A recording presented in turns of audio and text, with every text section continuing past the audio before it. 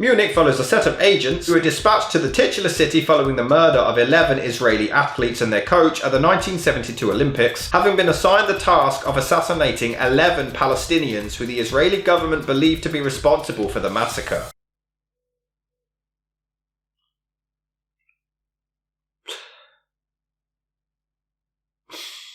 It's a good sign. The team is led by Avner Kaufman, played by Eric Bana, and consists of a South African driver called Steve, played by Daniel Craig, looking like a 1970s serial killer for some reason, a German document forger called Hans, played by Hans Zischler, a bomb maker called Robert, played by Matthew Kasowitz, and a former soldier called Carl, played by Kieran Hines. Fucking Carl. However, as the team pick off their targets one by one, they start to argue over the morality of their mission, questioning whether they are righteous heroes or simply grunts doing a corrupt government's dirty work.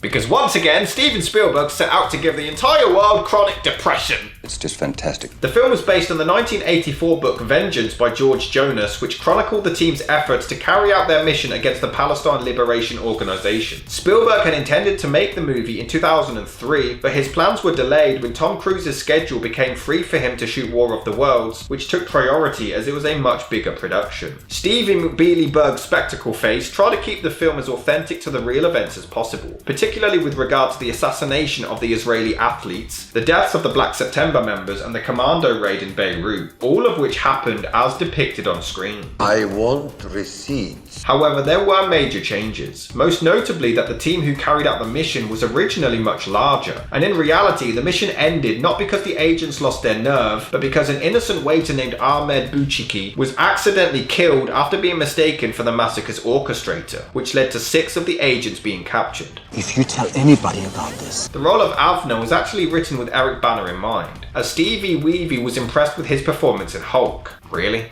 Don't think about it. And the team's handler was meant to be played by Ben Kingsley, but delays caused him to drop out of the project, at which point he was replaced by Jeffrey Rush. There's legitimacy for this, am I correct? Ironically, despite the film's title, no footage was actually shot in Munich or anywhere in Germany, as most of the shoot took place in Hungary and Malta. In addition, the studio wanted the film to be released in time for Oscar consideration, which meant production had to be conducted quickly and efficiently, and many scenes were edited on set and reviewed by Spielberg immediately after they were shot. The movie ended up being filmed, edited, and scored within just 6 months. It's a crisis. Munich was released on December the 23rd, 2005. What did Santa do to you, Steve? We're in trouble. And though it wasn't a flop, it wasn't nearly as successful as Spielberg's previous work, only grossing $47 million in the US. Worldwide, it did manage to reach $131 million, but given its $70 million budget, it's still badly underperformed. Nevertheless, the movie still received mostly positive reviews, as well as 5 Oscar nominations, including Best Picture and Best Director. However, the film also generated significant controversy over its historical accuracy, particularly regarding the story's premise that the Israeli agents had second thoughts about their mission, and many pro-Israel organizations also felt that the film negatively portrayed the Israeli agents as terrorists. For his part, Spielberg stated that his primary objective with the film was to explore the psychological damage that such a mission would have on those who carried it out. There is something about killing people at close range that is excruciating. It's bound to try a man's soul. I don't think that the people involved will ever find peace. Well, that won't happen. I mean, considering the movie's subject matter, it's no surprise that it contains a lot of strong and powerful imagery. There are some really creative moments as the audio changes during a massacre with very subtle music. The special effects are pretty good, and the visuals are incredibly dark and graphic. To watch things like this knowing that it happened in real life is heartbreaking, as survivors desperately attempt to escape the debris. The movie also has some really well written dialogue, posing the dilemma for the entire film. Ambushed and slaughtered again. While the rest of the world is playing games, Olympic torches and brass bands and dead Jews in Germany. And the world couldn't care less. Eventually, the Arab states will rise against Israel. They don't like Palestinians, but they hate the Jews more. It won't be like 1967. The rest of the world will see by then what the Israelis do to us. But then the world will see how they've made us into animals. They'll start to ask questions about the conditions in our cages. We don't know what it is not to have a home. That's why you European Reds don't get it. Killing Palestinians isn't exactly cheap. If all 11 were dead, you'd stop. Yes. You're lying. What about their replacements? There's no peace at the end of this, no matter what you believe.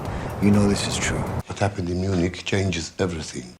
When you consider Stephen's other work, not really. Yeah, it's not really the movie's fault. I'm not sure if it's just me, but I do find myself growing bored quite a lot during this film. That's the boring part now. Here's what isn't boring. There's a lot of scenes in between all of the massacres when I just don't particularly care too much. But again, I think it's actually the fault of my short attention span and not the movie. It's just an acquired taste.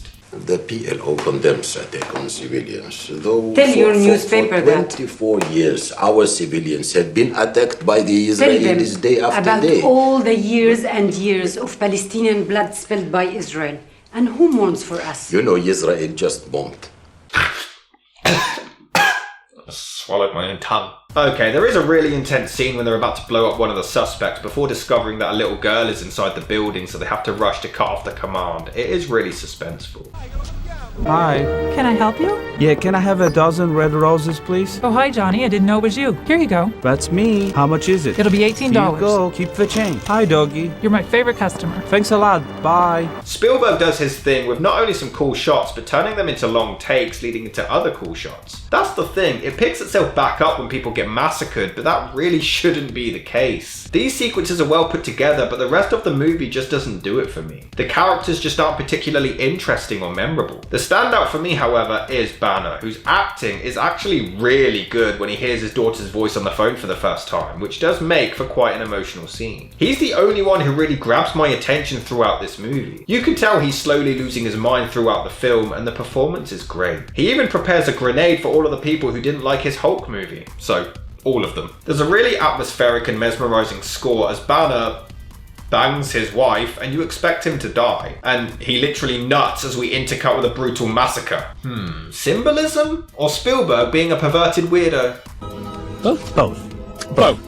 Both is good. The movie is alright. It's not for me. It has great imagery and a story worth telling, but the characters outside of Banner's are just so bland and forgettable. So any scene that isn't filled with action just tends to drag for me. It's probably more of a me problem, so maybe it's worth checking out to make your own conclusion.